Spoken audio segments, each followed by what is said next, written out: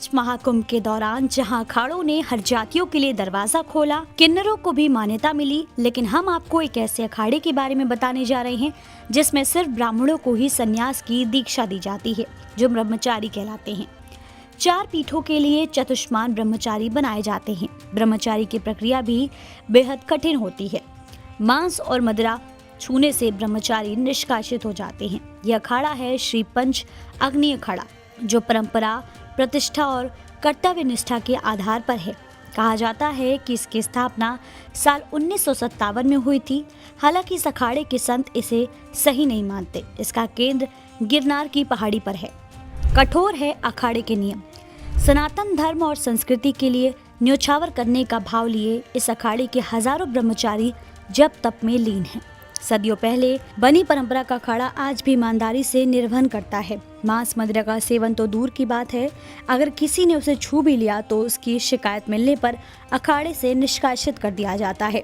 ऐसा करने पर पिछले 10 सालों में 50 से ज्यादा ब्रह्मचारी निष्कासित हो चुके हैं। कौन है अग्नि अखाड़े की आराध्य? अग्नि अखाड़ा की आराध्य माँ गायत्री हैं। ब्रह्मचारियों को वेद पुराणों का ज्ञान के साथ ही अविवाहित होना भी जरूरी है। इनकी पहचान जनेऊ और सिर पर शिखा होती है। इन्हें निष्ठवान ब्रह्मचारी भी कहा जाता है। इस अखाड़े से दीक्षा पाने वाले ब्रह्मचारी आचार्य और शंकराचार्य की पदवी धारण करते हैं।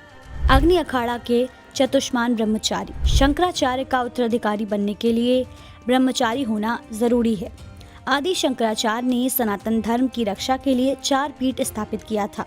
उस पीठ का प्रतिनिधित्व करने के लिए अग्नि अखाड़ा में चतुष्मान ब्रह्मचारी बनाए जाते हैं। इन्हें आनंद, चेतन, प्रकाश और स्वरूप के नाम से बांटा गया है। ज्योतिष पीठ का आनंद, पुरी का स्वरूप, श्रृंगेरी का चेतन और द्वारका शारदा पीठ का प्रतिनिधित्व प्रकाश करते हैं।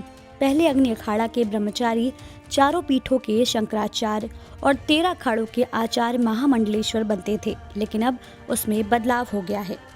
क्या है ब्रह्मचारी बनने की प्रक्रिया? वहीं जानकारी के मुताबिक अग्नि अखाड़ा में ब्रह्मचारी बनने की प्रक्रिया बेहद कठिन है। देश भर में लगभग 4000 ब्रह्मचारी हैं।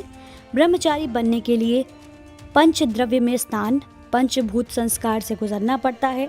संस्कार में शिखा, नए तरीके से उपनयन, लंगोटी, एक रुद्राक्ष और एक केश काटना शामिल है।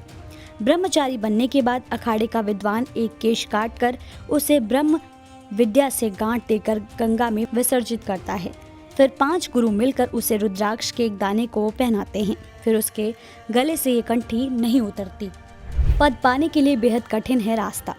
अखाड़े में 8 से 12 साल के बालकों को ब्रह्मचारी बनने को प्राथमिकता दी जाती है। हालांकि इससे बड़े उम्र के लोगों को भी दीक्षा दी जाती है।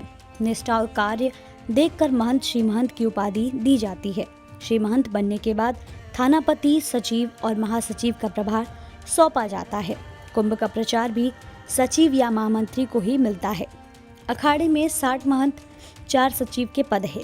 ये सब मिलकर सभापति का चुनाव करते हैं। अखाड़े में सभापति यानी अध्यक्ष और महामंत्री का कार्यकाल 6 साल का होता है। कुंभ में ही अखाड़े के पदाधिकारी का चुनाव होता है। मौजूदा वक्त में अखाड़े के सभापति मुक्तानंद है। कितने ब्रह्मचारी होंगे दीक्षित?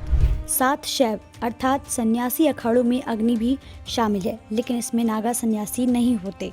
कुंभ महाकुंभ में इसके संत जूना के साथ शाही स्नान करते हैं। अग्नि अखाड़े ने देश में सनातन परंपरा और शिक्षा को बढ़ावा देने के लिए कई जगहों पर स्कूल और कॉलेज का निर्माण कराया है। महाकुंभ में अग्नि अखाड़ा ने 500 से ज्यादा ब्रह्मचारियों को दीक्षित करने की तैयारियां की है।